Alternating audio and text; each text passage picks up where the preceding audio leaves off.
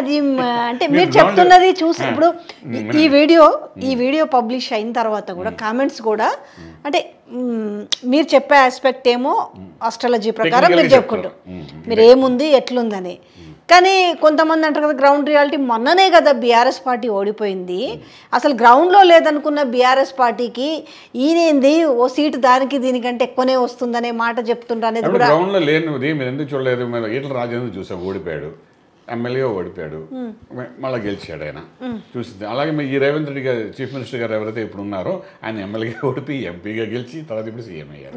మరి ఎమ్మెల్యేగా ఓడిపోయిన వ్యక్తి ఎంపీగా ఎలా గెలిచారు 3 నెలలు తిరగకుండా అని చూసాం కదా, గ్రౌండ్స్ ఇవన్నీ చూసాం కదా, చేంజెస్ చూస్తాం కదా.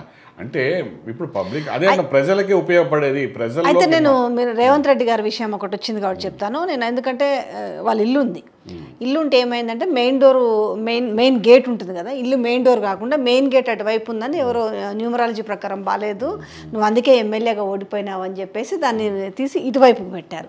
నిజంగా పెట్టి దాని తర్వాత ఎక్కడికో పోతే ఒక తర్వాత కొన్ని రోజులు వెండి చేతికి కొన్ని రోజులు వెండి కడియం కూడా ఉండింది, గుర్తుందా? దాని తర్వాత ఆయన మల్కాజ్గిరి ఎంపీ గెలిచాడు. అంటే ఒక్కొక్కసారి ఆలోచిస్తే అనిపిస్తుంది కదా నిజంగానే ఆడది మార్చడం వల్ల ఈయన అంటే నమ్మాలా వద్దా అనే కొన్ని లాజిక్స్ ఇక్కడ కనపడుతుంటాయి అన్నట్టు. ఆ రకంగా మీరు చెప్తున్న విధానం చూస్తే ఆ 2 పార్టీల కంటే కూడా ఒక సీట్ ఎక్కువ వస్తున్నదని నిజంగా కొంచెం అతిశయోక్తిలాగానే ఉంది అనిపిస్తుంది. మీకైనా కదా ఎవరికైనా అనిపిస్తుంది. కారణం ఏంటవుతుందంటే మీరు ఎలాగైతే రేవంత్ రెడ్డి మళ్ళా గెలిచారు ఎంపీగా అంటే ఏంటి, ఎంతమంది ఎమ్మెల్యేలు కంట్రిబ్యూషన్తో ఎంపీ అవుతారు చెప్పండి? ఒకే ఎమ్మెల్యే కూడా లేరు అప్పుడు వాళ్ళకి. లేదు, అక్కడ ఎవరైనా ఉన్నారా ఆ టైంలోని? ఎవరు లేరు. లేకపోతే ఎంపీగా ఎలా గెలిచారని అక్కడ. అలాగే నేషనల్ ఇప్పుడు ఎంపీ లెవెల్స్ వెళ్ళిన వాళ్ళు 2-3 మనం చూసాం. ఎవరు మన కిషన్ రెడ్డి గారిని చూసాం, అంతే కిషన్ రెడ్డి గారిని కూడా చూసాం కదా, బీజేపీ అన్ని గెలవడం చూసాం.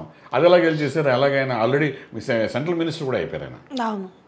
సో ఇదన్నీ ఏంటంటే ఇవన్నీ దేని వల్ల జరుగుతుంది, ఇక్కడ జాతకంలో ఉంటేనే జరుగుతుంది. అదైతే as it is I'm telling you. ఇక్కడ ఏంటంటే ఇండివిజువల్ జాతకంలో ఒక దెబ్బ కొట్టాలని అష్టమ శని వచ్చినప్పుడు డెఫినెట్గా ఒక దెబ్బ కొట్టాలి. దెబ్బ కొట్టాలి కాబట్టి ఎక్కడ ఈయనకి దేని మీద అనురాగం ప్రేమ అభిమానాలు ఉన్నాయంటే పదవి మీద ఉంది, సో అక్కడే కొట్టాలి. సో అక్కడే కొట్టాలి కాబట్టి ఆ పదవి మీద కొట్టాడు ఆయన శనీశ్వరుడు, కింద దిగారు.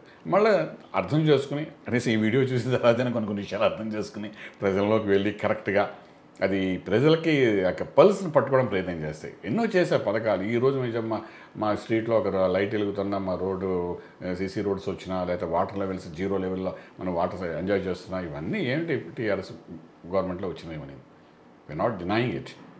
బట్ ఆయన ఇండివిజువల్ జాతకంలో లేనప్పుడు ఏంటంటే ఒక్కొక్కసారి హ్యాస్ టు కమ్ డౌన్, చూసుకుని పైకి రావాలి. సో ఆ రకంగా ఏంటంటే ఇప్పుడు మళ్ళీ ఎంపీ సీట్ల గురించి మీరు మాట్లాడుతున్నారు కాబట్టి ఖచ్చితంగా ఒక లాభం జరగాలి. దీనికి లాభం అంటే ఏమిటి మీ లాజిక్లో చెప్పండి. ఇక లాభంలో కురుడు వచ్చాడు కాబట్టి ఏదో లాభం ఇవ్వాలి వాడికి.